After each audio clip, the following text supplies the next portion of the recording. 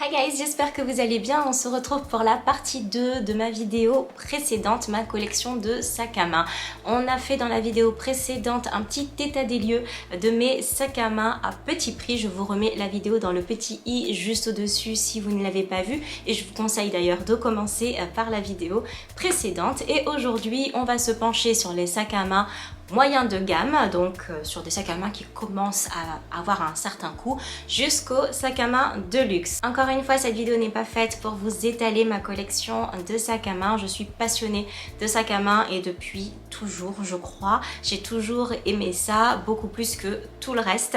Et je crois quand même que je me suis un petit peu calmée. Il y a beaucoup de sacs à main dont je me suis séparée. Et là, je vais vous présenter ce qu'il me reste. On va commencer par les moyens de gamme qui sont juste ici. Et ensuite, par du bébé luxe jusqu'à luxe. C'est parti. Je vais commencer par ce sac Sandro que je ne vous montre pas régulièrement sur les réseaux mais que pourtant je porte tous les jours, que j'ai acheté sur Vestiaire Collective, et c'est le sac avec lequel je vais au travail. C'est la raison pour laquelle je le porte tous les jours mais que vous ne le voyez pas forcément. Dedans j'y mets ma machine à café à piston, mon petit mixeur, les livres, je mets à peu près tout ce que je peux à l'intérieur, un petit cahier pour écrire, des choses à découper, à ramener à la maison.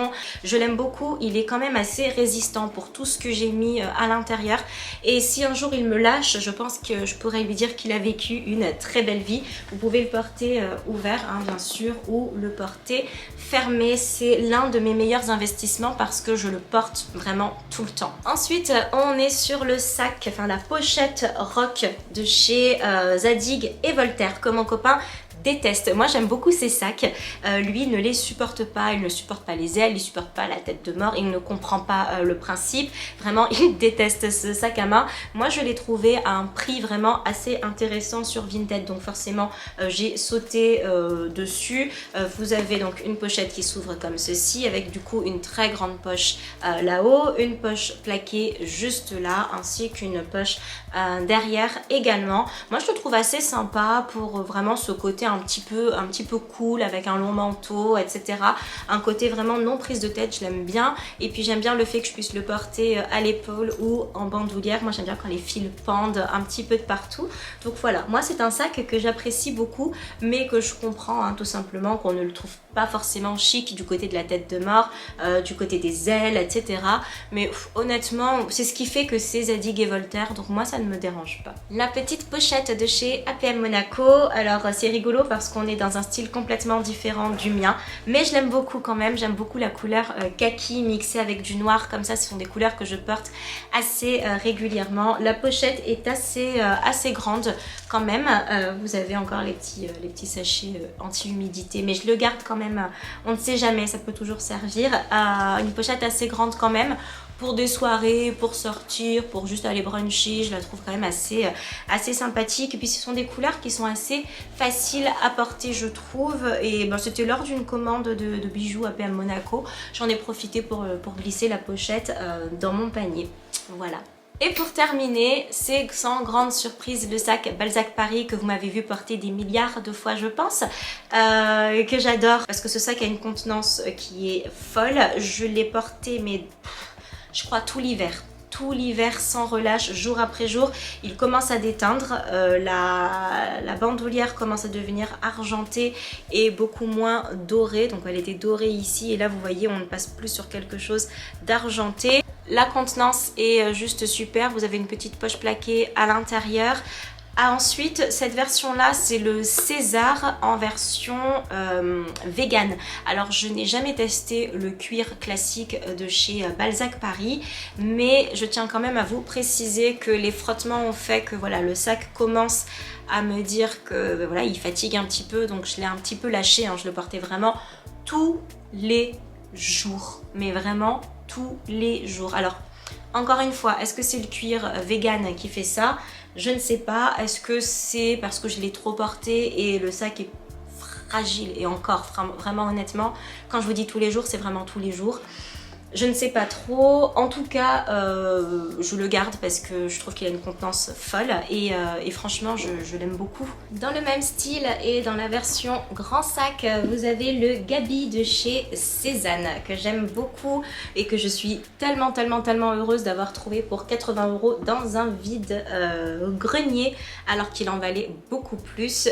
Il est en daim, donc c'est vraiment un sac à porter lorsqu'il fait beau, lorsqu'on est habillé en clair, pour éviter tout simplement de faire d'éteindre le vêtement dessus, puisqu'on est sur une matière qui est quand même assez fragile, mais je trouve les détails super beaux. Et regardez là les anses comme elles sont vraiment très jolies. On est sur du joli détail de chez Cézanne, et comme vous le savez, moi la marque Cézanne j'adore. Alors ce que j'appelle bébé luxe, c'est lorsqu'on a une très grande marque connue comme la maison Kenzo, mais qui fait des prix quand même assez abordables. On est sur le sac Bike de chez Kenzo, que vous ne trouvez plus que de seconde main désormais parce que le sac est discontinué.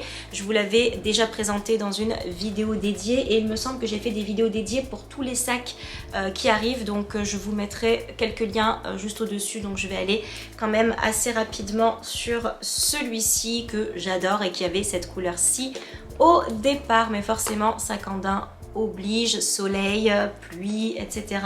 On est sur une très belle contenance, un très beau sac que j'aime beaucoup. Suite à ça, j'ai une amie qui a acheté le sien, ma maman a acheté le même. On est sur un très beau sac, vraiment une belle tenue, solide, etc. Vraiment, je l'adore. Une belle bandoulière avec ceci, une petite protection sur la bandoulière. N'hésitez pas, si vous avez très souvent mal aux épaules, etc., à prendre des sacs qui ont cette protection-là. Ça évite finalement que la sangle ne vienne blesser un petit peu votre épaule, surtout si vous le portez épaule nue en été. On passe sur le City Bag, vieille version, vraiment il est vintage plus que vintage, vraiment j'en ai trouvé qu'un seul de seconde main exactement comme celui-ci sur Vestiaire Collective. Après tous les autres se ressemblent mais ils sont un petit peu plus structurés sur les côtés, etc. C'est un sac qui est revenu et qui coûte bien plus cher maintenant qu'il ne l'était à l'époque, donc je suis bien contente de l'avoir acheté juste avant qu'il ne revienne. Belle contenance à l'intérieur, très joli sac, parfait pour les beaux jours, je l'aime beaucoup. Je continue avec ce sac trio de chez Céline. Je ne sais pas si vous le verrez bien parce que j'ai beaucoup de lumière et pourtant il fait gris. Il est rose poudré, je pense que vous le verrez mieux si je vous l'approche. Rose poudré sur le devant, il continue en noir et ensuite en blanc avec une très belle bandoulière comme ceci à porter en sac à main qui se détache pour le porter en pochette. Vous l'avez en version beaucoup plus petite et version bandoulière, mais moi c'était la version sac à main qui m'intéressait. Et vous avez à l'intérieur 3 poches, donc 1, 2 et 3 à l'intérieur. Celle-ci s'ouvre également. Je ne vais pas m'attarder dessus parce que je vous ai déjà fait une vidéo à ce sujet. Pochette Céline que j'aime beaucoup et que je porte quand même pas mal également. On continue avec la petite pochette, le petit sac Faye dans lequel on ne rentre pas grand chose, hein. Je vais être très honnête, mais j'aimais tellement ce sac, j'avais pas le budget pour le plus grand, alors j'ai opté pour le plus petit. Ne faites pas cette erreur. Cagnotez plutôt pour vous acheter le plus grand, ce sera beaucoup plus intelligent de faire ça plutôt que de vous dire je prends le petit et puis je cagnoterai plus tard pour avoir le plus grand. Donc cagnotez directement pour le plus grand parce que depuis que j'ai le grand je porte beaucoup moins le petit et j'ai quand même du mal à m'en séparer parce que je le trouve très beau et que je l'adore, mais je ne le porte quasiment pas et comme vous pouvez constater on ne met pas grand chose à l'intérieur. Mais je trouve le design tellement chouquette, tellement Chloé en fait, hein. Chloé c'est comme Céline, hein. Ce sont des marques qui pour moi ont créé des sacs à main pour moi en fait, qui me ressemblent. Du coup je vais passer au grand Faye que je porte du coup beaucoup plus souvent que le précédent, que je dois encore nettoyer. J'ai quand même pas mal avancé, hein. Je pense que vous le verrez, mais c'est un sac qui avait été très abîmé que je suis en train du coup de remettre au goût du jour par mes petits moyens avec mes petites mains. Donc il y a encore un petit peu de travail, mais vraiment les soufflets sont superbes, le sac est superbe, j'adore la bandoulière. Là on peut ranger énormément de choses à l'intérieur, mais ça vous le savez, je vous en avais déjà parlé. Que dire de plus? Je l'aime, c'est tout. Je n'ai rien à ajouter sur cette pépite de sac. Je vais continuer avec le Saint-Louis de chez Goyard qui est très vieux, que j'ai trouvé vraiment dans une petite boutique dans un état assez catastrophique, hein. C'est la raison pour laquelle je le porte pas hyper souvent. Il faut que j'aille le faire, comment on dit, reprendre, réparer, parce que voilà, je vous montre pas les anses mais ils sont dans un état assez ouais, c'est une petite cata, mais c'est un sac qui est très beau, très estival, donc à ne porter évidemment que lorsqu'il fait vraiment très beau, un très beau rangement.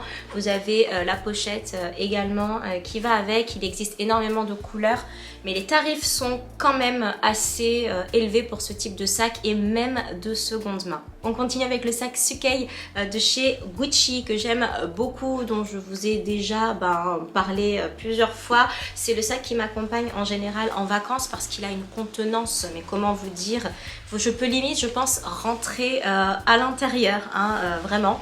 Je pense que c'est assez criant, il est très grand, il a une grande pochette, il ne ferme pas.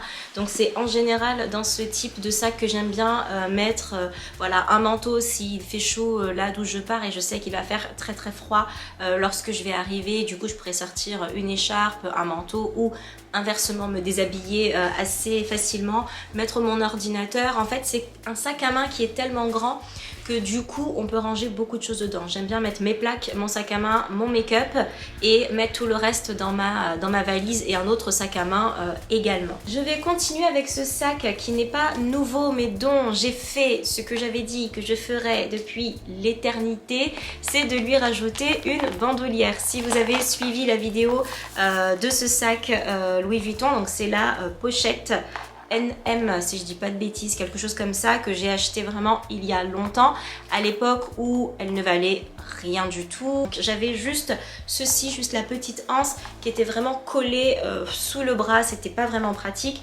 Vous me connaissez, vous savez que j'aime les bandoulières, donc j'ai tout simplement commandé sur Vestiaire Collective cette bandoulière que j'ai eue pour 150, 140 €, quelque chose comme ça, une bandoulière de chez Louis Vuitton également. Comme ça je me suis dit que si un jour je revendais le sac, je pouvais le revendre avec la pochette qui pouvait aller avec. Sachant que la toile a commencé déjà à travailler, que mon cuir s'est patiné, j'ai tout simplement choisi de ne pas prendre une bandoulière en cuir qui elle ne serait pas patinée puisque neuve, donc j'ai préféré la version en laiton.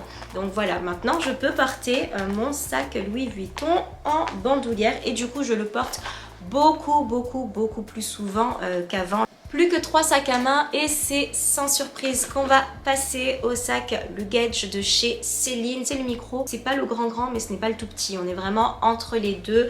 Donc ce sac là a une contenance assez incroyable. Je vous ai déjà fait une vidéo à son sujet, mais c'est pour moi le sac vraiment chic et classe par excellence. Je l'adore, je trouve son design magnifique et pour celles et ceux qui disent que le design est passé, alors là ça m'est mais complètement égal. Si vous aimez un sac à main qui a 10 ans d'âge et que à l'heure actuelle il vous plaît toujours, moi je suis la première à vous dire de foncer. S'il y a 10 ans il vous plaisait et qu'aujourd'hui il vous plaît toujours, il y a de fortes chances qu'il vous plaise encore dans quelques années. Donc surtout n'hésitez pas, bien au contraire c'est bien mieux de craquer quelques années plus tard sur un sac qui vous plaît plutôt que de craquer sur quelque chose qui va être, enfin sur un design qui va être tendance maintenant et peut-être plus dans 1 an, 2 ans ou 3 ans.